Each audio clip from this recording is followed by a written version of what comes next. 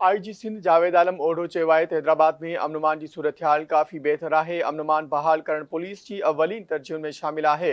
जनवरी महीने खां ॾोहारियुनि ख़िलाफ़ ऑपरेशन शुरू कयो वियो आहे। आईजी सिंध जावेद आलम पारां इहो चयो वियो आहे। केतिरनि ई ॾोहारियुनि खे कानून जी जकड़ में आंदो वियो आहे। आईजी सिंध पारां चयो वियो आहे माज़ी खां हिन वक़्तु कराची में अमन जी सूरत हाल बहितर आहे। आईजी सिंध चयो त कराची खां पोइ हैदराबाद में सेफ सिटी प्रोजेक्ट ते कमु शुरू कयो वियो आहे।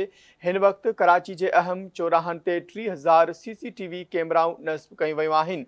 आईजी सिंध चयो त हिननि मंशियात ख़िलाफ़ पिणु ग्रैंड ऑपरेशन शुरू कयो आहे, जंहिं दौरान पिंक जहिड़ी बदनाम ज़माना मंशियात फ़रोशनि खे गिरफ़्तार कयो वियो आहे। कराची अंदरि नंढनि ॿारनि खां मंशियात विकिरो कराई वेंदी हुई। कराची में ऑनलाइन मंशियात जो पिणु विकिरो थींदो हो। जावेद आलम ओढो पारां चयो वियो आहे। जावेद आलम ओढो चयो आहे त ऑपरेशन निजात महरान दौरान कार्रवाइयूं करे केतिरनि ई ॾोहारियुनि खे मारियो वियो ऐं ऑपरेशन दौरान 280 ॾोहारियुनि खे ज़ख़्मी हालत में गिरफ़्तार करे वरितो। 500 खां वधीक ॾोहारी हथियार फिटा करे गिरफ़्तारी ॾिनी आहे। ख़बर हिकु ॿीहर शेयर करे रहिया आहियूं। आईजी सिंध जावेद आलम ओढो चयो आहे त हैदराबाद में अमन जी सूरत हाल काफ़ी बहितर आहे। अमन बहाल करण पुलिस जी अवलीन तरजीहुनि में शामिल आहे। तफ़सील मालूम कंदासीं। हैदराबाद खां धरती टीवी जे रिपोर्टर कामरान सहतो असां सां लाइन ते मौजूदु आहे। जी कामरान, आगाह कजो, आईजी जो वधीक छा चवणु हो?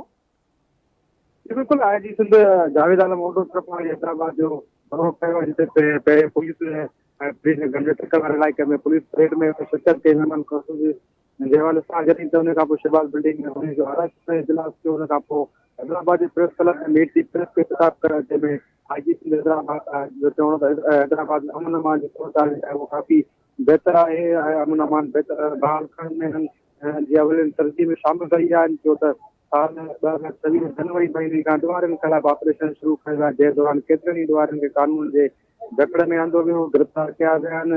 आईजी सिंध जो चवणो त माज़ी खां हिन वक़्तु कराची में अमन अमान जी सूरत हाल काफ़ी बहितर आहे। कराची खां हैदराबाद में सेफ सिटी मंसूबो जेको आहे उहो शुरू कयो वियो आहे। हिन वक़्तु कराची जे अहम चौराहनि ते 30,000 खां वधीक CCTV कैमराऊं नस्ब कई विया आहिनि। हिन मंशियात ख़िलाफ़ ॻाल्हाईंदनि चयो त मंशियात ख़िलाफ़ जेके ग्रैंड ऑपरेशन शुरू कया हुआ सॼी सिंध में, हुन दौरान पिंकी जहिड़े बदनाम ज़माना मंशियात फ़रोशनि खे गिरफ़्तार कयो वियो। कराची अंदरि नंढनि ॿारनि खां मंशियात विकिरो कराई वेंदी हुई। ऑनलाइन मंशियात जो जेको पिणु विकिरो थींदो, जंहिं बाबति FIA खां मदद वरिती वई। हुन दौरान जेके आहिनि उहे जवाबदार गिरफ़्तार कया विया आहिनि। आईजी सिंध इहा दावा कई आहे त सिंध में हिन वक़्तु जेका मंशियात ख़िलाफ़ कार्रवाई जेके हलंदड़ हुन में 700 खां वधीक केस दाख़िल कया विया आहिनि ऐं 800 खां वधीक जेके मंशियात फ़रोश गिरफ़्तार कया विया आहिनि। जॾहिं त ऑपरेशन निजात महरान दौरान मुख़्तलिफ़ कचनि में कार्रवाई करे केतिरनि ई ॾोहारियुनि खे जनम हासिल कयो वियो। आईजी सिंध जावेद आलम ओढो जो इहो पिणु चवणो हो त ऑपरेशन दौरान 280 ॾोहारियुनि खे ज़ख़्मी हालत में गिरफ़्तार करे वरितो आहे। 500 खां वधीक जेके ॾोहारी आहिनि उन्हनि हथियार फिटा करे गिरफ़्तारी ॾिनी आहे। चयो त मूंखे फ़ख़्रु आहे त चवणो थो पए त हिन वक़्तु कचे में बस सर्विस शुरू थी चुकी आहे। आईजी सिंध चयो त हिन महीने दौरान मोटरवे तोड़े अहम रोडनि ते हिकु क्राइम जी वारदात न थी आहे। इहा दावा कई आहे त अमन अमान जी जेका सूरत हाल उहा बहितर हुजण करे अहम रोडनि ते राति जो ट्रांसपोर्ट हले थी।